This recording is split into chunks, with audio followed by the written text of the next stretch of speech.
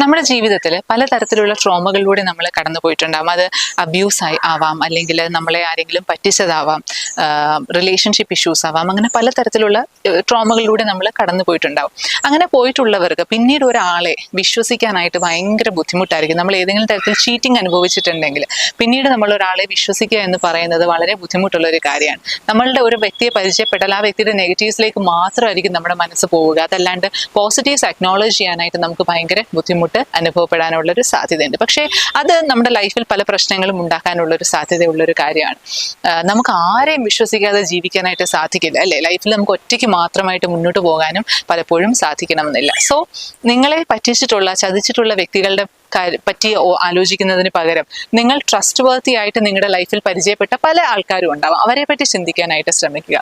അതുപോലെ തന്നെ പ്രധാനപ്പെട്ട ഒരു കാര്യമാണ്, ഒരു വ്യക്തിയെ നമ്മൾ പരിചയപ്പെടുമ്പോൾ നമ്മുടെ പാസ്റ്റ് മാറ്റി